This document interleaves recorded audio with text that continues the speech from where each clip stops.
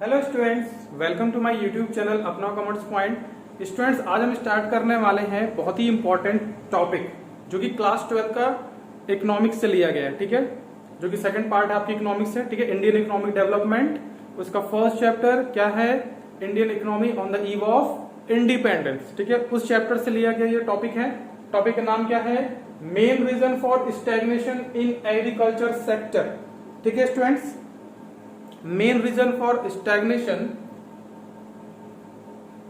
इन agriculture sector मतलब क्या हुआ कि जो हमारा एग्रीकल्चर सेक्टर था, ठीक है, जब अंग्रेजों से आने से पहले क्या था, हम प्रॉस्पेरस एग्रीकल्चर था हमारा, मतलब कि प्रॉस्पेरस इकोनॉमी थी। ठीक है, मतलब कि जो भी एग्रीकल्चर या जो भी हैंडीक्राफ्ट इंडस्ट्रीज थी हमारी, वो हम उसको चला रहे थे और बहुत ज्यादा तो डेवलपमेंट हम नहीं कर पाए थे, लेकिन फिर भी इस लेवल पे थे कि हमें कुछ भी एक्स्ट्रा चीजों की जरूरत नहीं थी। मतलब सर्वाइवल के लिए जो भी चीजें हमें चाहिए वो लगभग हम वहां से क्या कर ले रहे थे, उनको वहां से हम क्रिएट कर ले रहे थे। ठीक है स्टूडेंट्स, लेकिन इतना हमारे पास रिसोर्सेस नहीं था कि हमारी इकोनॉमी जो है बहुत डेवलप हो सके। ठीक है, बस काम भर का ही हम क्या करते थे, जो भी कुछ था प्रोडक्शन कर पाते थे अपने हैंडीक्राफ्ट इंडस्ट्रीज से और एग्रीकल्चर से। ठीक है, लेकिन वहां पर भी कहीं ना कहीं हमने ये देखा था कि हमारे पास एग्रीकल्चर के लिए बहुत अच्छी टेक्नोलॉजी वगैरह नहीं थी। ठीक है, हम पूरी तरह से जो हमारा एग्रीकल्चर था वो क्लाइमेट पे डिपेंड करता था। ठीक है, कभी कभी अगर बारिश ज्यादा हो जाता है इसी वजह से या ड्रॉट आ जाने की वजह से, ठीक है, जैसे फ्लूड या ड्रॉट, इस तरह की जो प्रॉब्लम्स आ जाती थी, जो भी नेचुरल डिजास्टर वगैरह, तो वहां पर हम अपनी एग्रीकल्चर को सेव नहीं कर पाते थे। मतलब कि वहां पे प्रोडक्शन हमारा कम हो जाता था। क्यों? और जैसे आज भी क्या है, अगर कहीं ना कहीं जो फार्मर्स हैं वो क्लाइमेट पर ही डिपेंड करते हैं। ठीक है, लेकिन अब तो फिलहाल हमारे पास इक्विपमेंट्स हैं, सबमर्सिबल है, ट्यूबवेल वगैरह है। ठीक है, हमने कैनाल वगैरह बनवा दिए हैं, नहर वगैरह है, लेकिन पहले ये सब चीजें नहीं हुआ करती थी। बारिश पे ही पूरी तरीके से खेती जो होती थी वो डिपेंड करती थी। ठीक है, और पहले तो ट्रैक्टर वगैरह नहीं होते थे। ठीक है, ट्यूबवेल नहीं होते थे कि सबमर्सिबल नहीं होते थे कि वहां से हम क्या करेंगे, इरिगेशन जैसी फैसिलिटीज वहां से हमें मिल जाएंगे, तो ऐसा कुछ भी नहीं था। तो हम क्या करते थे, पूरे क्लाइमेट पे डिपेंड रहते थे। मतलब प्राकृतिक की जो भी प्राकृतिक हमारे हेल्प करती है, ठीक है, वो सारी चीजों पर हम डिपेंड होते थे। तो इसलिए जो हमारी इकोनॉमी थी ना प्रोडक्शन को लेकर, प्रोडक्शन मतलब क्या, एग्रीकल्चर से ही सब कुछ प्रोडक्शन करते थे। हमारे पास इंडस्ट्री वगैरह बहुत अच्छी तो थी नहीं यहाँ पर। हैंडीक्राफ्ट इंडस्ट्रीज थी जहां पर हम थोड़ा पत्थरों पे डिजाइनिंग वगैरह या हाथ से बुनाई कढ़ाई वगैरह कर लेते हैं। और ऐसा नहीं था कि हमारे पास बहुत मतलब बड़ी बड़ी इंडस्ट्रीज थी। ठीक है, यहाँ पे मशीन वगैरह बनती हैं, ऐसा कुछ भी नहीं था। ठीक है, सिंपली हम लोग रहते थे। मतलब बहुत ही साधारण रहन सहन था हम लोगों का, बहुत ज्यादा डेवलप हम लोग नहीं कर पाए थे। बाद में क्या हुआ, मैंने आपको बताया था कि अंग्रेज आ गए, ब्रिटिशर्स आए। ठीक है, व्यापार करने के उद्देश्य से आए, तो उन्हें ईस्ट इंडिया कंपनी की स्थापना यहाँ पे कर दी थी। ठीक है, उस समय जहांगीर जी जो थे यहाँ के सम्राट, उनका शासन चल रहा था, क्योंकि मुगलों का ही शासन था सबसे ज्यादा उस समय यहाँ पर। उनको कैसे तैसे अंग्रेजों ने मना लिया और यहाँ पर उन्होंने ईस्ट इंडिया कंपनी की स्थापना कर दी थी। तो वहां पर वो लोग व्यापार करना शुरू कर दिया। तो व्यापार करते करते उनकी नजरें हमारे रिसोर्सेज पे पड़ने लगी कि यहाँ पे इंडिया में तो बहुत रिसोर्सेज है भाई। ठीक है, अगर हम रिसोर्सेज मतलब क्या, उनके लिए एज अ रॉ मटेरियल का काम करेगा। तो उन्होंने देखा कि यहाँ पे इस तरह की चीजें हैं जो हमारे लिए बहुत ही उपयोगी है। अगर हम यहाँ से उसको एज अ रॉ मटेरियल अपने देश ब्रिटेन में भेज दें, तो वहां पे उससे फिनिश गुड्स बनाकर हम बाकी मुल्कों में, मतलब बाकी कंट्रीज में उसका एक्सपोर्ट करके काफी अच्छे पैसे कमा सकते हैं। और इंडिया को इसी तरह धीरे धीरे यहाँ पे किसी इंडस्ट्री को बनने नहीं देंगे। ठीक है, इंडिया वालों को सिर्फ क्या कर देंगे कि भाई आप क्या करोगे, जिस चीज को हम कहेंगे बस उसी चीज को उगाओगे। ठीक है, मतलब पूरी तरह से शासन। आपको तो मैंने पहले ही बताया था कि इंडिया जो कंट्री था कॉलोनी बन गया था, और वो उनकी सरकार क्या थी, रूलर थी ब्रिटिश की। तो उन्होंने पूरा यहाँ पे शासन कर लिया था, पॉलिटिक्स इकोनॉमिक दोनों चीजों को लेकर। ठीक है, मतलब पूरा कंट्रोल था यहाँ पर, सोशली और पॉलिटिकली दोनों तरह से वो कंट्रोल करके रखे थे। यहीं पर वो लोग उन्हीं के ही नेता वेता भी बनते थे यहीं पे। ठीक है, मतलब लीडर वगैरह भी वो लोग अपने ही बनाते थे। यहाँ इंडिया के लोग लीडर वगैरह नहीं बन सकते थे, वो खाली गुलाम थे। गुलामी करेंगे, जैसा कहेंगे वैसा करो चुपचाप। ठीक है, हम बोलेंगे इसकी खेती करो तो उसी की खेती होगी। ठीक है, लालच वगैरह देके बहला लिया करते थे। अब वो सारी चीजें डिस्कस करेंगे वन बाय वन। तो चलिए फिर टॉपिक पर आते हैं। टॉपिक क्या है हमारे यहाँ पर, main reason for stagnation agriculture, मतलब कि कौन कौन से महत्वपूर्ण कारण थे जिससे हमारी एग्रीकल्चर जो थी वो रुक गई थी, उसमें प्रोग्रेस नहीं हो रही थी। ठीक है, वो सारी चीजें पढ़ेंगे। तो पहला क्या है यहाँ पे, land settlement system. Land settlement system मतलब क्या, जमींदारी सिस्टम का इंट्रोडक्शन। ठीक है, इसमें क्या हुआ था, जमींदारी सिस्टम आ गया था।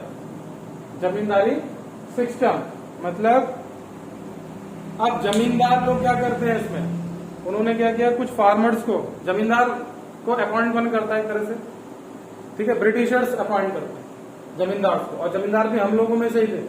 उन लोगों को कुछ लालच दे दिया गया था, शासन करके आप शासन करोगे, ठीक है, ऐसे ऐसे लोगों पे शासन करोगे, बस उन्हीं में से सिलेक्ट कर लिया, देखा कि करने लायक है, तो जब ब्रिटिश गवर्नमेंट ने उनको सिलेक्ट कर लिया और उनको बोल दिया कि इस गांव में इतने लोगों पर, इतने फार्मर्स पर आपका शासन चलेगा, आपको क्या करना है, बस सिंपल सा काम करना है, हम आपको उसके बदले में मोटी रकम देंगे। किसने कहा, ब्रिटिशर्स ने, जमींदार से, कि आपको हम इसके बदले में मोटी रकम देंगे, बस इन किसानों पर नजर रखो। ठीक है, इन लोगों को बहकाओ, फुसलाओ कि ये लोग फूड क्रॉप्स, ठीक है, फूड क्रॉप्स की जगह कैश क्रॉप का प्रोडक्शन करें। ठीक है, फूड क्रॉप की जगह कैश क्रॉप का प्रोडक्शन करें। ठीक है, और ये तो मान लीजिए दूसरी बात हो गई। पहली बात तो ये थी कि वो लोग लगान वसूलते थे। लगान क्या था, एक तरह का टैक्स था, कर जिसको हिंदी में कहते हैं। जमींदार लोगों को बोल दिया गया ब्रिटिशर्स के थ्रू कि भाई ऐसा है ना, ये जितने भी फार्मर्स हैं, ये जो भी कमाई करते हैं खेती बाड़ी से, इसके ऊपर इनको लगान कर देना पड़ेगा। ये काम तुम्हारा है इनसे वसूलने का, और वसूल कर एक फिक्स डेट हम बनाएंगे, उस तारीख को लाकर हमें जमा कर देना। और अगर जमा नहीं कर पाए ना, तो आपकी जमींदारी जो है ना, आपको जो दी है हमने, ये हम छीन लेंगे आपसे और किसी और को जमींदार बना देंगे। तो भाई अपनी जमींदारी को बचाने के लिए, और मोटी रकम जो कमाते थे वो लोग, इसको बचाने के लिए किसानों पर जो शासन करते थे, ये सारी चीजें उनके हाथ से छिन जाएगी, इसलिए वो क्या करते थे, किसानों पर और अत्याचार करते थे, मतलब उनको बहुत प्रेशर डालते थे। किस समय पे लगान दो, आपकी इकोनॉमिक कंडीशन कैसी भी है उससे मतलब नहीं है। ठीक है, आप कितने भी गरीब हो उससे मतलब नहीं है। आपके घर में कोई बीमार पड़ गया है, उसके इलाज के लिए पैसे चाहिए, हमें उससे मतलब नहीं, हमारा लगान फिक्स है, हमें चाहिए। तो यही था land settlement system. Introduction of zamindari system by the colonial government. किसने इसको इंट्रोड्यूस किया था इंडिया में? कॉलोनियल गवर्नमेंट, मतलब ब्रिटिशर्स ने, ब्रिटिश गवर्नमेंट ने किया था, क्योंकि वही रूलर थे उस समय। Profit accruing out of agriculture sector went to the zamindar in the form of लगान। कह रहे हैं कि एग्रीकल्चर सेक्टर से ना जो भी प्रॉफिट होता था, जो भी कमाई होती थी फार्मर्स को, वो क्या करते थे, उसको जमींदार को देना पड़ता था। कौन देगा? वो किसान जमींदार को दे देंगे, भाई लगान, ये रहा टैक्स। जिसने ज्यादा प्रोडक्शन किया उसे ज्यादा टैक्स देना पड़ेगा। ठीक है, कम किया तो कम देना पड़ेगा, लेकिन इतना कम नहीं देना पड़ेगा, वो भी फिक्स था। ठीक है, वो भी फिक्स करके रखा हुआ था। लेकिन अगर किसी ने बहुत ज्यादा कर लिया तो उनकी नजर पड़ जाती, बहुत ज्यादा प्रोडक्शन कर लिया तो कुछ उसकी फसल भी रख ली जाती थी और लगान तो अलग से ले लेते थे, इन द फॉर्म ऑफ लगान। ठीक है, सेकेंड है, मेन इंटरेस्ट ऑफ जमींदार वॉज ओनली टू कलेक्ट लगान regardless of the economic condition of the cultivator. जो मेन इंटरेस्ट था जमींदार का वो ये था कि भाई बस लगान को वसूलो, किसी से दया दृष्टि मत दिखाओ किसी के ऊपर। ठीक है, किसी की इकोनॉमिक कंडीशन पे आके दया मत दिखाने लगो, सिंपैथी मत दिखाने लगो। ठीक है, अरे जाने दो भाई, ये तो खुद ही बेचारा इतना कम किया है, क्या लगान देगा, ऐसा कुछ भी नहीं सोचना था। उसकी इकोनॉमिक कंडीशन को एकदम नजरअंदाज कर दिया जाता था, बस उससे लगान वसूला जाता था, बस लगान देना है। ठीक है, आपसे आपकी इकोनॉमिक कंडीशन कैसी है फार्मर की, उससे कोई लेना देना नहीं है कि उसके घर में उसके बच्चे बीमार पड़ गए हैं, कि उसकी बीवी बीमार पड़ गई है, उससे कोई लेना देना नहीं है। ठीक है, आगे क्या लिखा है, dates for depositing specified sum of lagaan to British government also fixed. British government का अत्याचार देखो जरा, लगान, अब किसानों की जो आर्थिक स्थिति है उसके ऊपर तो उसके कोई लेना देना नहीं है ब्रिटिश गवर्नमेंट को। ऊपर से उन्होंने एक फिक्स डेट भी बना रखी है कि इस फिक्स डेट को जमींदार लोग सारा लगान लाके हमारे यहाँ जमा करेंगे। अब जमींदार लोगों के ऊपर ये प्रेशर है, तो जमींदार लोग क्या करेंगे, ये प्रेशर कहाँ निकालेंगे? फार्मर्स के ऊपर, कि भाई लगान दो जल्दी से, फटाफट लगान वसूलो इन लोगों से, और ले जाके कहाँ जमा कर दो? ब्रिटिश गवर्नमेंट के पास। अगर ऐसा नहीं किया तो जमींदार वर टू लॉस देयर राइट्स, जमींदार के पास जो ये अधिकार है ना वो छीन लिए जाएंगे। ठीक है, वो ये राइट्स उनसे छीन लिए जाएंगे अगर उन्होंने ऐसा नहीं किया तो। अब जमींदार भाई फटाफट करेंगे, उनके राइट छीन लिया जाएगा। ठीक है, अब किसी के अभी आजकल आप देख रहे हैं ना क्या हो रहा है, सारी लड़ाई कुर्सी की है। वो सोचता मैं नेता बन जाऊं, वो सोचता मैं नेता बन जाऊं। नेता बन जाएंगे तो हम शासन करेंगे। ठीक है, छोटा सा एग्जाम्पल आप प्रधानी वगैरह देख लीजिए। दूसरा लास्ट है यहाँ पर, zamindar and British government did nothing to improve the condition of agriculture. Zamindar और जो ब्रिटिश गवर्नमेंट थी, ठीक है, ब्रिटिश गवर्नमेंट को तो छोड़ो, जमींदार तो अपने लोग थे। ब्रिटिश गवर्नमेंट ने तो उनको अपॉइंट करके रखा था, बस एक लालच दे रखा था कि आपको शासन करेंगे हम उन फार्मर्स के ऊपर में, उसके बदले में आपको मोटी रकम दे देंगे। बस इतनी सी बात थी। ठीक है, इतनी सी बात में उन्होंने क्या करना शुरू कर दिया, सारे फार्मर्स पर अत्याचार करना शुरू कर दिया। और भी बहुत सारी कहानियां इन लोगों के पीछे हैं, लेकिन हमारे सिलेबस में जितना है उतना ही हम बताएंगे आपको। ठीक है, इन्होंने कभी भी किसानों के लिए कुछ भी नहीं किया। ठीक है, कभी भी कुछ भी नहीं किया, बस इतना कुछ कर देते थे थोड़ा बहुत कि वो इससे जिंदा रह सके। बस वो चाहते थे बस जिंदा रह सके और हमारा काम करें जो हम चाहते हैं उनसे। ठीक है, मतलब खेती में भी अभी नेक्स्ट टॉपिक में आपको पढ़ाऊंगा मैं, कॉमर्शलाइजेशन वाला, कॉमर्शलाइजेशन ऑफ एग्रीकल्चर में। वहां पे क्या हुआ था कि खेती भी अपनी मनमानी से ब्रिटिश लोगों ने करवाई थी। उन्होंने कहा था कि भाई ऐसा है ना कि जो आप गेहूं चावल बोते हो ना इसको मत बो, कैश क्रॉप का प्रोडक्शन करो। कैश क्रॉप मतलब जूट, कॉटन, ये सब चीजें। ठीक है, ये नेक्स्ट टॉपिक में हम इसको पढ़ाएंगे आपको, इसी का ही नेक्स्ट टॉपिक है। ठीक है, तो ये आप समझिए लैंड सेटलमेंट सिस्टम, ये हमारा लैंड सेटलमेंट सिस्टम है। लास्ट में मैंने बता दिया जमींदार और ब्रिटिश गवर्नमेंट ने जो एग्रीकल्चर को लेकर या फार्मर्स को लेकर उनकी जो स्थिति को सुधारने के लिए कुछ भी नहीं किया था।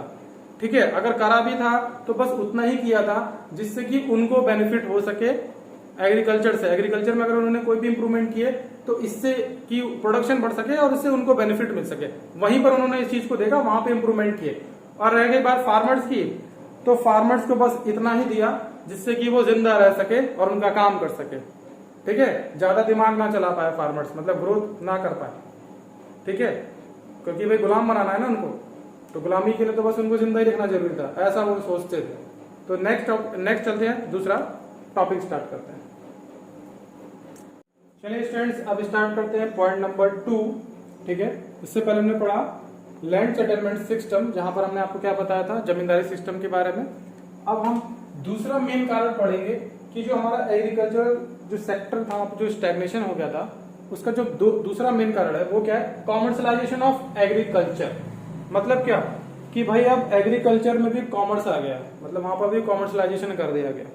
मतलब वहां पर भी ये सोच लिया गया कि कौन सी फसल को उगाने से फायदा होगा और कौन सी फसल उगाने से कम फायदा होगा। तो कॉमर्स का तो मतलब ये होता है कि भाई ऐसी चीजें करना जिससे प्रॉफिट जनरेट किया जा सके। तो वही चीज है कि यहाँ पे क्या होगा कि मार्केट में एक नई फसल आएगी, नया क्रॉप्स आएगा। ठीक है, उसी को कहते हैं कॉमर्शलाइजेशन ऑफ एग्रीकल्चर। अब ये भी कौन डिसाइड कर रहा है, ये कौन कर रहा है, ये क्या इंडियंस कर रहे थे? नहीं, ब्रिटिशर्स ने ऐसा किया। ठीक है, ब्रिटिश गवर्नमेंट ने ये सारी चीजें की। अभी तक जो भी हमने बताया सब ब्रिटिश गवर्नमेंट का ही किया धरा है। ठीक है, तो कॉमर्शलाइजेशन ऑफ एग्रीकल्चर, ये भी इस चीज को कौन लाया, ब्रिटिशर्स लाया। देखिए इसमें क्या है, commercialisation of agriculture means of production of crops. Crops का तो भाई प्रोडक्शन होगा, फॉर सेल के लिए होगा, लेकिन अब आप क्या करेंगे, प्रोडक्शन करेंगे और उसको बेचेंगे। पहले क्या करते थे, पहले आप उसको सेल्फ कंजप्शन में यूज करते थे। पहले आप क्या बोते थे, पहले किस चीज की खेती होती थी, गेहूं की होती थी, चावल की हो सकती थी, चने की हो सकती थी, ऐसी चीजों की ज्यादातर जो हम लोग अपने सेल्फ कंजप्शन में यूज करते थे। लेकिन अब क्या होगा, अब किस चीज की खेती होगी, अब आप सेल्फ कंजप्शन के बारे में भूल जाओ, अब आप क्या करो, कैश क्रॉप की तरफ भाग रहे हो। ठीक है, सेल्फ कंजप्शन में मतलब क्या आता है, फूड क्रॉप्स, उसको कहते हैं सेल्फ कंजप्शन वाली क्रॉप्स, फूड क्रॉप्स। और एक होती है कैश क्रॉप, जिसको ब्रिटिशर्स चाहते थे कि ये लोग कैश क्रॉप का प्रोडक्शन करें, फूड क्रॉप्स का प्रोडक्शन कम कर दे। ठीक है, ज्यादातर वो लोग कैश क्रॉप का प्रोडक्शन करें। क्यों करें, क्योंकि उनकी जो फैक्ट्रीज चल रही है ब्रिटेन में, वहां पे हम जो कैश क्रॉप से जो भी कुछ प्रोडक्शन करेंगे उसे एज अ रॉ मटेरियल उनकी जो ब्रिटेन में फैक्ट्री चल रही है वहां पे यूज कर पाएंगे। ठीक है, और ब्रिटेन के पास जब रॉ मटेरियल ज्यादा जाएगा तो प्रोडक्शन ज्यादा करेगा फिनिश गुड्स का, और उसको अदर कंट्रीज में एक्सपोर्ट करके ज्यादा से ज्यादा पैसा कमा के बहुत अमीर बन जाएगा और डेवलप कंट्री हो जाएगा। ठीक है, और इंडिया की मतलब ऐसी तैसी कर देगा, उसको तो बर्बादी कर रहा है ना वो, धीरे धीरे दीमक की तरह खा रहा है। तो वही है production of crops for sale in the market, मतलब कि अब भाई इन्होंने कहा, अंग्रेजों ने, ठीक है, जो शासन कर रहे थे उन्होंने कह दिया कि अब आप फूड क्रॉप्स का प्रोडक्शन नहीं करोगे, कैश क्रॉप का प्रोडक्शन करोगे, मतलब उस सब चीजों बनाओगे जो मार्केट में सेल की जाती है। ठीक है, rather than for self consumption. अब सेल्फ कंजप्शन के लिए जो प्रोडक्शन आप पहले कर रहे थे उसकी जगह पर क्या होगा, कैश क्रॉप्स का प्रोडक्शन होगा भाई, जो मार्केट में डायरेक्टली सेल किया जाता है। तो कैश क्रॉप में जैसे मैंने आपको बताया था, जूट आता है, कॉटन आता है, सुगर केन वगैरह, ये सारी चीजें आती है। ठीक है, सेकेंड है इसमें farmers were given higher price for producing cash crops. अब इन्होंने फार्मर को लालच देना शुरू कर दिया। इन्होंने कहा कि आप ये जो फूड क्रॉप्स का प्रोडक्शन करते हैं ना, करो उसको, कोई दिक्कत नहीं है, आपका मन है तो कर सकते हो, लेकिन अगर कैश क्रॉप का प्रोडक्शन करोगे तो हम आपको ज्यादा प्राइस देंगे, मतलब ज्यादा में खरीद लेंगे आपसे। ठीक है, ज्यादा पैसों में आपसे खरीदेंगे। तो फार्मर्स क्या करते थे, क्या करते होंगे, आपको क्या लगता है, कैश क्रॉप की तरफ ज्यादा भागने लगे। ज्यादातर वो लोग किस चीज की खेती करने लगे, कैश क्रॉप्स की। फूड क्रॉप्स की खेती उन्होंने बहुत कम कर दी। ठीक है, सिर्फ उतनी ही की जितना कि वो खा सके। थोड़ा उसमें भी वो लोग सोचते थे कि कैश क्रॉप का प्रोडक्शन करते हैं तो ज्यादा हमारे लिए बेनिफिट होगा। ठीक है, अब वो धीरे धीरे उनके पास पैसा आने लगा। तो ब्रिटिशर तो जानते ही थे कि इन लोगों को पैसा ज्यादा देंगे। पैसा ज्यादा देंगे मतलब क्या, बहुत ज्यादा नहीं, थोड़ा सा लालच दिया था, क्योंकि पहले तो उनको तो गुलाम बना दिया। उनकी जो भी फूड क्रॉप्स हैं, ठीक है, उस पर तो उनका पूरा कंट्रोल पहले भी था। लगान वगान लेकर उनको खूब, पहले पढ़ा है ना मैंने, उनको लगान वगैरह ले लेते थे उनसे, तो वैसे भी उनके पास कुछ बचता नहीं था। अब इन्होंने कैश क्रॉप का लालच दिया तो सोचे थोड़ा कुछ पैसे बच जाएंगे। तो कुछ पैसे बच जाएंगे तो वो पैसे के वो अपने पास रख पाएंगे? नहीं, वो डिपेंड हो गए थे पूरी तरीके से ब्रिटिश के फिनिश गुड्स पर। अब इनके पास तो इंडस्ट्री है नहीं यहाँ पर कि ये लोग कुछ बना पाएंगे फिनिश गुड्स, तो ये कहां से खरीदेंगे कुछ भी, ब्रिटिशर्स से ही खरीदेंगे।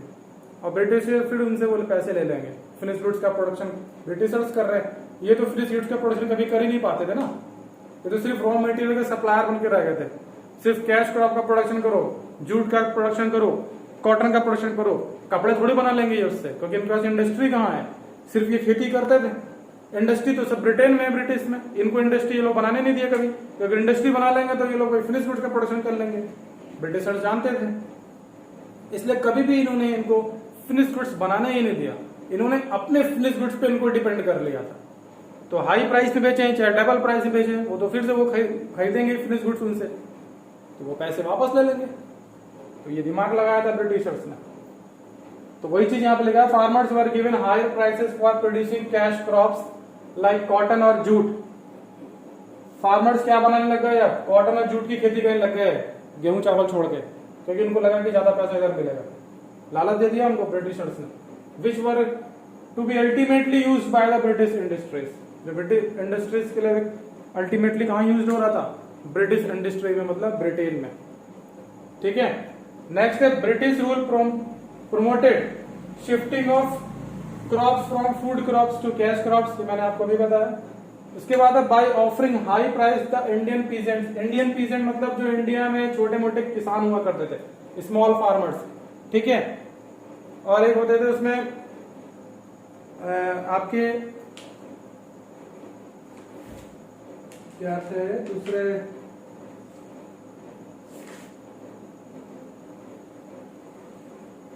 टीनेंट वगैरह। ठीक है, टीनेंट्स होते थे, स्मॉल फार्मर्स और शेयर क्रॉपर्स, ये सब होते थे। ठीक है, तो जो शेयर क्रॉपर्स होते थे वो किसानों की जमीन लेकर उस पर खेती करते थे, उनके पास खुद की कोई जमीन नहीं होती थी। ठीक है, वो उनकी जमीन पे खेती करते थे, उसके बदले में थोड़ा सा क्रॉप्स उनको भी मिल जाता था, वो भी अपना भाई सर्वाइवल के लिए। तो ये लोग होते थे टीनेंट वगैरह, किराए पे जमीन लेके काम करते थे। और फार्मर जो छोटे मोटे थे उनको पीजेंट वगैरह में रख दिया गया, उनको पीजेंट कहते हैं।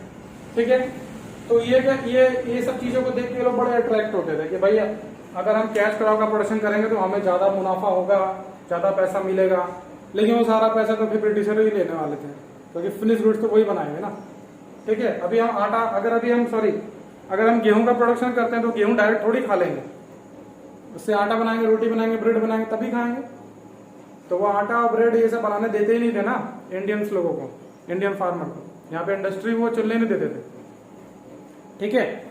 वो सिर्फ इनको रॉ मटेरियल का प्रोडक्शन करवाते थे, बाकी सारी चीजें खुद ही खिलाते थे इन लोगों को। अब ऐसा कहीं ऐसा भी हो सकता है कि कभी जो किसान दूध पिया करता था वो अब अंग्रेजों की चाय पीने लगा, ठीक है। उसको आदत पड़ गई चाय की, चाय कॉफी ये सब अंग्रेजों की देन है जो आज हम लोग पीते हैं, ठीक है। तो समझ गए आप लोग। तो ये था हमारा कॉमर्शलाइजेशन ऑफ एग्रीकल्चर। अब इसके बाद हमारा जो नेक्स्ट टॉपिक होगा वो होगा लो लेवल ऑफ प्रोडक्टिविटी। तो चलिए स्टूडेंट्स अब स्टार्ट करते हैं लो लेवल ऑफ प्रोडक्टिविटी। ये हमारा है थर्ड स्टैग्नेशन ऑफ एग्रीकल्चर, ठीक है। कि जब अंग्रेजों का शासन था, ठीक है, during the British colonial period, at that time हम पढ़ रहे हैं stagnation, main stagnation of agriculture, ठीक है। कि हमारे जो एग्रीकल्चर सेक्टर में क्या क्या बाधाएं थी, क्या क्या रुकावट पैदा कर रहे थे, जिससे कि हमारा एग्रीकल्चर सेक्टर ग्रोथ नहीं कर रहा था, डेवलप नहीं हो रहा था। तो ये तीसरा स्टैग्नेशन पढ़ने जा रहे हैं, लो लेवल ऑफ प्रोडक्टिविटी। देखिए सबसे पहले हम प्रोडक्टिविटी का मतलब समझते हैं। प्रोडक्टिविटी का मतलब होता है कि प्रोडक्शन कैपेसिटी कैसी है, ठीक है, उत्पादन क्षमता कैसी है, ज्यादा है कि कम है, ठीक है। जैसे सपोज कर लीजिए कि सेम काइंड ऑफ लैंड, ठीक है, मतलब सेम साइज का ही है, दो लोगों को दिया आपने, एक राम और श्याम को बराबर बराबर जमीन दे दी, लेकिन राम ने उस पर ज्यादा प्रोडक्शन कर लिया और श्याम ने कम किया। हो सकता है कि राम के पास कुछ इक्विपमेंट्स हो, ट्रैक्टर हो, इरिगेशन फैसिलिटी के लिए ट्यूबवेल हो, सबमर्सिबल हो, ठीक है, हाई यील्डिंग सीड्स हो, तो उसके पास कुछ इक्विपमेंट्स थे राम के पास, इस वजह से उसने ज्यादा प्रोडक्शन किया उस सेम लैंड पे, जो कि श्याम के पास भी सेम लैंड है, लेकिन श्याम के पास वो इक्विपमेंट्स नहीं है, वो टेक्नोलॉजी नहीं है। इस वजह से वो वहां पर कम उत्पादन कर पाया, कम प्रोडक्शन कर पाया, कम फसल उगा पाया, ठीक है। तो ये जो होती है, जो प्रोडक्शन कैपेसिटी है, वो राम की ज्यादा है यहाँ पर, क्योंकि दोनों को बराबर जमीन दी थी हमने, लेकिन इक्विपमेंट्स है भाई, उसके पास टेक्नोलॉजी उसको हमने दे दी, इस वजह से उसने प्रोडक्शन ज्यादा कर लिया, उसकी प्रोडक्शन कैपेसिटी ज्यादा है, मतलब उसकी प्रोडक्टिविटी ज्यादा है। तो यही है हमारा third stagnation, low level of productivity. मतलब यहाँ पे जो हमारी प्रोडक्टिविटी है, जो प्रोडक्शन क्षमता थी फसल उगाने की, वो बहुत कम थी, ठीक है। उसके क्या कारण थे, चलिए डिस्कस करते हैं। लो लेवल ऑफ टेक्नोलॉजी, सबसे पहला लो लेवल ऑफ टेक्नोलॉजी। हमारे पास ट्रैक्टर नहीं थे, हमारे पास हाई यील्डिंग सीड्स नहीं थे, हमारे पास इरिगेशन फैसिलिटीज के लिए ट्यूबवेल नहीं था, सबमर्सिबल नहीं था, और भी कोई जो जरिया था वो सब यहाँ पर नहीं था। क्या था, सिर्फ पानी बरसेगा, बादल गरजेंगे, बस एक वही हमारे पास जरिया था इरिगेशन प्रोवाइड करने के लिए, ठीक है। लैक ऑफ इरिगेशन फैसिलिटीज, देखिए आगे इसमें लिखा भी है, and negligible use of fertilisers, खाद का ही तो यूज हम करते ही नहीं थे, ठीक है। कारण थे उसके, हमारे पास वो रिसोर्सेस नहीं थे कि जिससे हम फर्टिलाइजर्स को परचेज कर सकें या फर्टिलाइजर्स हमें कोई प्रोवाइड कर सके, क्योंकि फार्मर्स तो उस समय बहुत ही गरीब थे, ठीक है। उनके पास इतने रिसोर्सेस ही नहीं थे कि जिससे वो फर्टिलाइजर्स का यूज कर सकें। Result, low level of productivity. इसका परिणाम क्या हुआ कि जो फसल उगाने की क्षमता थी हमारी, ठीक है, जो प्रोडक्शन की क्षमता थी हमारी, कैपेसिटी थी, वो बहुत कम थी। आगे लिखा है सेकंड इसी में, cultivator had neither the means nor any incentive to invest in agriculture. Cultivator means मतलब फार्मर, उनके पास कोई इस तरह का साधन नहीं था, मीन्स नहीं थे, या उनको कोई ब्रिटिशर्स कोई इंसेंटिव या जमींदार कोई इंसेंटिव भी प्रोवाइड नहीं करते थे, मतलब कि कोई हेल्प वगैरह, जैसे आजकल गवर्नमेंट सब्सिडी देती है 2000 रुपए फार्मर्स को, ठीक है, उस तरह की कोई भी यहाँ पर फैसिलिटी प्रोवाइड नहीं की जाती थी कल्टीवेटर्स को। तो इस वजह से एक तो वैसे ही वो गरीब हैं बेचारे, उन पे आपने लगान लगा दिया है, ठीक है, तो और ऊपर से आप उनकी कोई कंडीशन भी नहीं देखना चाहते, और उनको किसी भी तरीके की कोई फैसिलिटी नहीं है, ठीक है, कोई मदद नहीं है, तो फिर कहां से वो अपने रिसोर्सेस कहां से लगा पाएंगे, पॉसिबल ही नहीं है। आगे है the zamindar had no roots in the village. Zamindar लोगों ने कोई रास्ते वगैरह का भी कोई प्रबंध नहीं किया था कि सही से रास्ते बना दिए जाए गांव में। While the British rule spend little on agricultural, technical और मास एजुकेशन। लेकिन ब्रिटिशर्स ने थोड़ा सा दया दिखाई, थोड़ा सा लोगों पे खर्चा किया, किसानों पे थोड़ा सा खर्चा किया, ठीक है, एग्रीकल्चर पे खर्चा किया, टेक्नोलॉजी पे थोड़ा खर्चा किया, लेकिन वो खर्चा किया उनके फेवर के में किया नहीं, उन्होंने किया होगा तो अपने मतलब के लिए, ताकि जो फसल वो उगा रहे हैं उसको आसानी से हम ले जा सकें। जैसे एक एग्जांपल है कि अंग्रेजों ने ट्रेन चलवाई थी, है ना, रेलगाड़ी अंग्रेजों ने चलवाई सबसे पहले हिंदुस्तान में।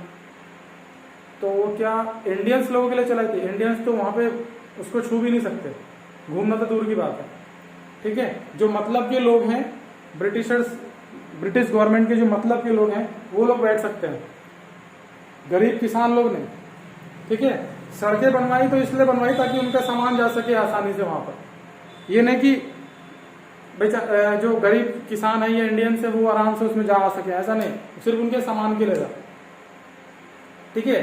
आपने पढ़ा होगा या सुना होगा सुएज कैनाल, मतलब सुएज नहर अंग्रेजों ने बनवाई क्योंकि उनको यहां से सामान ले जाने में शॉर्टकट मिल जाए ब्रिटेन में, ठीक है। इंडियंस के फायदे के लिए वो कुछ भी नहीं करते थे, अगर करते भी थे तो इनडायरेक्टली अपने फायदे के लिए, कहीं ना कहीं उनका फायदा होता है तभी वो यहाँ के लोगों का कुछ फायदा करते थे, अदरवाइज वो क्यों करेंगे, ठीक है। वो लोग तो वैसे ही अत्याचारी और जालिम थे, आप लोगों को अच्छी तरह पता है। तो वही चीज लिखे यहाँ पर कि उन्होंने थोड़ा सा एग्रीकल्चर और टेक्निकल और मास एजुकेशन पे थोड़ा सा खर्चा किया, तो कहीं ना कहीं वो इनडायरेक्टली उन्हीं के बेनिफिट के लिए होगा, तभी किया होगा, अदरवाइज वो ऐसा नहीं करेंगे। फोर्थ पॉइंट है स्कैरसिटी ऑफ इन्वेस्टमेंट। स्कैरसिटी मतलब कमी, ठीक है, कमी किस चीज में कमी है? इन्वेस्टमेंट में। कैसा इन्वेस्टमेंट? एग्रीकल्चरल से रिलेटेड, एग्रीकल्चरल से जो इन्वेस्टमेंट, जो एग्रीकल्चरल से रिलेटेड इन्वेस्टमेंट है उसमें कमी का आ जाना, स्वाभाविक सी बात है, कमी आ जाएगी। एक तो किसानों के पास उतना पैसा नहीं, उतने रिसोर्सेस नहीं, इंसेंटिव उनको मिलता नहीं, अत्याचार उनके ऊपर बराबर किया जा रहा है, ठीक है। फूड क्रॉप से ट्रांसफर करके उनको कैश क्रॉप में डाल दिया गया कि आप कैश क्रॉप का प्रोडक्शन करिए, आपको थोड़ा सा उसमें ज्यादा पैसा मिलेगा, ठीक है। कहीं ना कहीं जो इंडिया की इकोनॉमी थी, जो एकदम से मतलब ऐसा समझ लीजिए कि वो पूरी तरीके से ब्रिटिश गवर्नमेंट के अंडर में थी। यहाँ के लोग वही चीज करेंगे जो ब्रिटिशर्स चाहेंगे, ठीक है। और जो इंडियंस थे वो किस चीज का प्रोडक्शन कर रहे थे? रॉ मटेरियल का, जो as a raw material use होगा ब्रिटेन में, ब्रिटिशर्स की जो इंडस्ट्री है वहां पर as a raw material use होगा, ठीक है। जूट कॉटन का प्रोडक्शन हम करते थे एज अ रॉ मटेरियल, लेकिन उससे कपड़ा नहीं बना सकते थे क्योंकि यहाँ पे मिल वगैरह खोलने की परमिशन नहीं थी, या ऐसी इंडस्ट्रीज यहाँ पर ओपन ही नहीं हो सकती जब तक कि अंग्रेज थे। वो ऐसा चाहेंगे ही नहीं कि ये लोग फिनिश गुड्स भी बनाए, सिर्फ रॉ मटेरियल का प्रोडक्शन करो चुपचाप से, रॉ मटेरियल के सप्लायर बना दिया था बस, फिनिश गुड्स का कोई भी प्रोडक्शन हम यहाँ पर नहीं कर सकते। तो scarcity of investment, India's agriculture was facing scarcity in investment in terracing, fluid control and drainage. अब जैसे कभी भी मान लीजिए कि इंडिया में सूखा पड़ जाए या बाढ़ आ जाए या कोई भी ऐसी नेचुरल डिजास्टर हो जाए, तो वहां पर हमारे पास कोई ऐसी फैसिलिटी नहीं थी या ऐसा हमारे पास कुछ मीन्स नहीं था जिससे कि हम अपनी फसल को बचा सकें, ठीक है। हमारे पास कोई भी ऐसी चीजें यहाँ पर नहीं थी। As some farmers change their cropping pattern from food crops to cash crop. बहुत से फार्मर्स ने लोग फूड क्रॉप से कैश क्रॉप में प्रोडक्शन करना स्टार्ट कर दिया था, वो चेंज कर दिया था उन्होंने। और बहुत बड़ा जो सेक्शन था, ठीक है, लार्ज सेक्शन मतलब बहुत सारे लोग जो कि टीनेंट्स, फार्मर्स और शेयर क्रॉपर्स थे, ठीक है, उनके पास कोई रिसोर्सेस वगैरह नहीं था, आपको अच्छी तरह पता है कि गरीब थे, कोई ऐसी टेक्नोलॉजी उनके पास नहीं थी, ना तो उनको कोई इंसेंटिव प्रोवाइड किया था जिससे कि वो एग्रीकल्चर में उनका यूज कर सके, एग्रीकल्चर का ग्रोथ कर सके, ठीक है। यहाँ पे बात कर लेते हैं कि टीनेंट्स कौन होते हैं। टीनेंट्स वो होते हैं जो कि किसी के खेत को किराए पर लेते हैं, ठीक है, और वहां पे खेती करते हैं। शेयर क्रॉपर भी सेम उन्हीं की तरह होते हैं, लेकिन वहां पे किराए पे नहीं लेते, वो खाली परमिशन लेते हैं लैंड ओनर की, और उसके बदले में वहां पे खेती वगैरह करते हैं, मेहनत करते हैं, उसके बदले में थोड़ी सी फसल वो लेते हैं, ठीक है, तो ये था हमारा मेन स्टैग्नेशन, ठीक है, जो कि एग्रीकल्चर में था ड्यूरिंग द ब्रिटिश पीरियड। तो आई होप आपको ये वीडियो अच्छी तरह से समझ में आया होगा। फिर भी कोई प्रॉब्लम तो कमेंट बॉक्स में जरूर बताइएगा, और चैनल पे नए तो प्लीज सब्सक्राइब कर लीजिएगा, और वीडियो को लाइक और शेयर कीजिएगा। जय हिंद।